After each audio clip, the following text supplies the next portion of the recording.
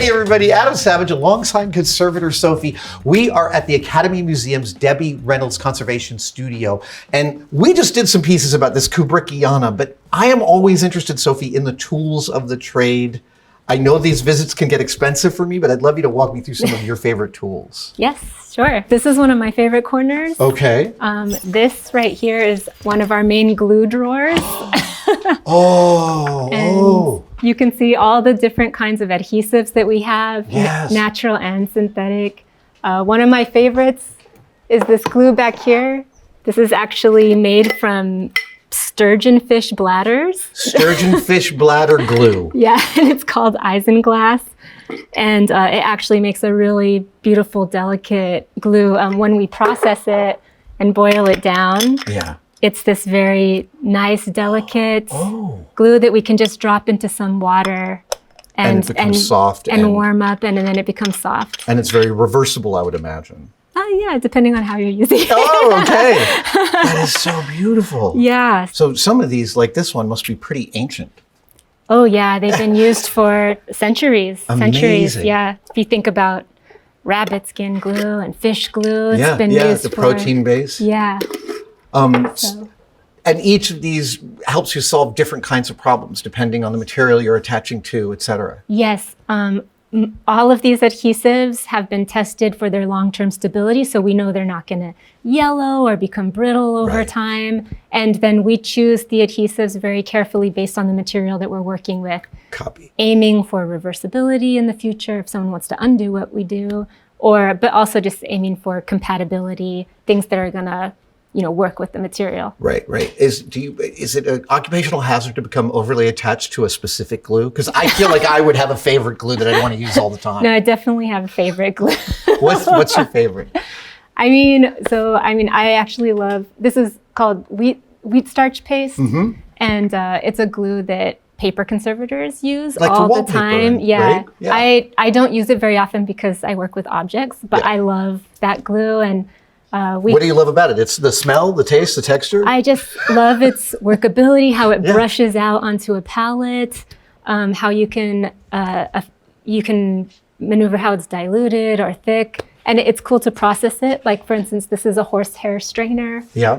And so That's literally horsehair in a screen. Yeah, horsehair in a screen, and the glue is put on this, and we push it through the strainer about 3 times before we actually get the glue on the other side, and it's the Oh, right wow. consistency. That's all to process the wheat paste. Yeah, yeah. I love a deeply specific point of view about a glue. It makes me so happy. Most of the time with the materials here at the Academy Museum, we're working with some of these synthetic polymer adhesives, yeah. I would assume too that this is an area where new stuff comes up occasionally, and you guys, you have conferences where you compare glues and talk about new things? Yes, we do, and yeah, we're very active in the conference conservation community because a lot of the Academy collection are contemporary materials. Right. And there's not a lot published on what kinds of glues to use with these objects. So we're constantly testing different adhesives and talking to industry specialists to see what they use and trying to find things that work. We both have a colleague, John Goodson, who's a master model maker, and John has been getting a deep education in the last 5 years about conservation. And what he called me up at one point, and he was like, "Everything we made is gonna melt." Yeah, and we're trying to fix it here. Amazing. And then some of my other favorite drawers, we have paint, we have acrylics, and all our more acrylics, lots of mediums, but here's paintbrushes. We have some really nice, beautiful paintbrushes made from sable. These are the Winsor Newton Series 7 brushes that have just the finest tip to get the greatest detail. Amazing. Our palettes are, and then we also use a lot of dry pigments. So yeah, we mix a lot of dry pigments with different carriers. Oh, right, because depending on what we are in painting or have to color match. And whenever you're painting, you're always making sure the improvements you're adding are detectable by future conservators. Yes, through very detailed documentation, but also sometimes with ultraviolet radiation, we can also see what we do versus the original. That's very cool. Is there a specific, is it pigment that you collect here unique in some conservation way, or is it just your regular kind of standard paint pigments? Yeah, they're just those traditional pigments that are, you know, they're basically mined and processed. Some are synthetic, but that artists have been using for decades. But what we mix them with is what is unique. Gotcha. Actually, an example of that, we have these conservation, we call them conservation colors, but they're made by Gamblin. And so these are pigments with a carrier that's archival, and all of these pigments have been tested for their light fastness, so over time they won't fade. Wow. Yeah, and the carrier is reversible, and we can also mix these with different solvents. Does this company just make these 60 colors? No, they make a lot of different colors. And a lot of different products as well, but they're very active with the conservation community, and so I think that's where these came from. Oh, that's They're made by cool. Gamblin. Gamblin. Yeah. Amazing. I love that they've been tested for color fastness and archival. No, Gamblin and Golden have really worked I didn't closely realize. with conservators.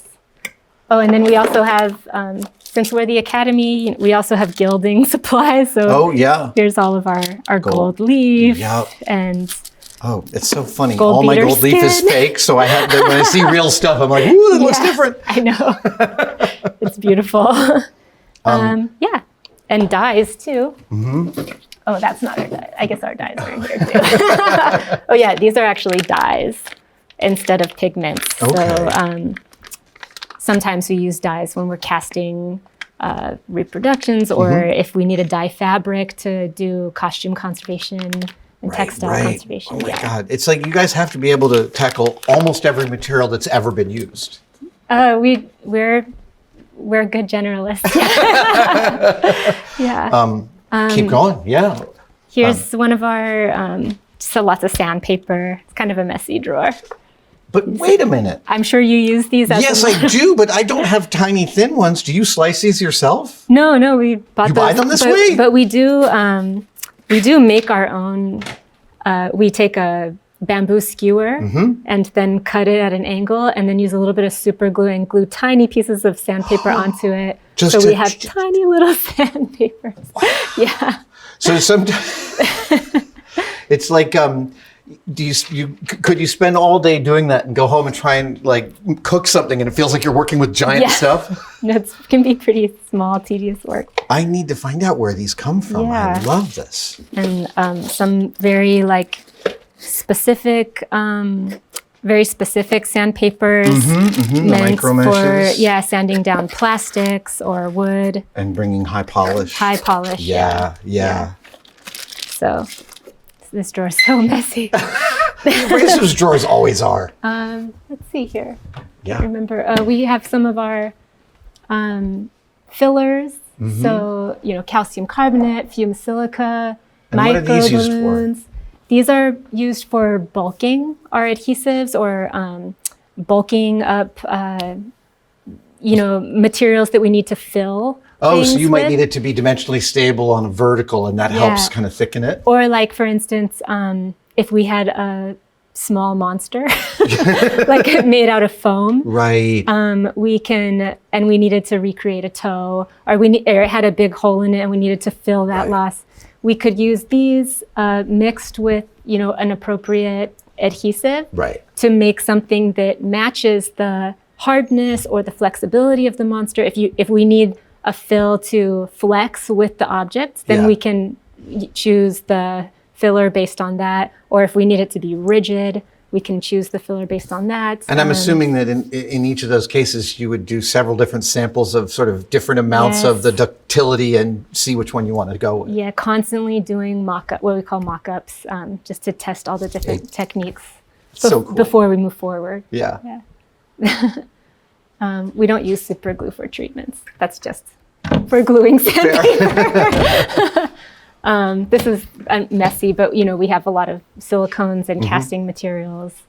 for making molds. Yeah. Dental wax comes in handy. Oh, yes. Yeah, I don't know if you use this, but this is really good for making barriers, especially for especially for glass restorations. You can melt it onto the back of an object to create like a false backing that you can then fill. Oh. Yeah, anyway, that's what dentists use to make teeth molds. And then, here's some of our more common tools. We have, skewers and you guys conservators are fond of winding their own Q-tips, am I right? Yes, we are. So we'll take a little skewer, and then this is one of our cotton drawers, and we'll make our own swab based on the size that we need. I just love that. It just blew my mind that it was so easy to make your own, to roll your own, literally. Yeah, and then cleaning tiny little areas at a time. We use lots of scalpels. Yeah, with our different scalpel blade sizes. Nice. I use mostly 10s and 20s. Oh, and my favorite's the 11. Oh, look at that. Yeah, I see why. And then, we have our shaping tools. Oh, yeah, burnishers. Burnishers. These are bone folders. Lots of just like sculpting tools. This is a nice little kit so that we can shape our fills. Oh, nice. Yeah. That's cool. Yeah, that one's made out of wood. Yeah, it's bamboo, really nice. I think. This one is made from elk bone, actually. And does that present a really important quality? Sometimes the material that you're using is important. Like, for instance, you can use maybe bone on if you're trying to scrape on metal, because that's softer than the actual metal. Right. So you won't actually scrape it. Yeah. Nice. Yeah. We have lots of syringes. Right. Yeah, no, I have a drawer of those too. And I think we have also a lot of brushes. Right. These are nice brushes that we mainly use for dusting. So every week we're in the galleries dusting our costumes on display, any objects that are not in cases. And so these really big Hake brushes really come in handy, our watercolor brushes. I just bought a whole bunch of Tempico fiber to make my own brushes. Oh, you're going to make your own brushes? Yeah, because it turns out it's not that hard. So I'm like, totally want to make some cool brushes for my shop. This is a really cool one. It's right? Really big, yeah. That's what I want to make. It's like a pan flute and a brush. Yeah. Very cool. Yeah. The rest of our drawers are boring. There's like tons of tape. Totally. I know.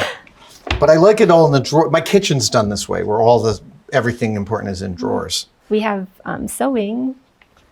This is also a messy drawer, but we have all of our little needles. Oh, I love how you set up. Oh, this is great. Just a fabric scrap bin at the fabric shop. I'm stealing that. I'm stealing this idea. This is great.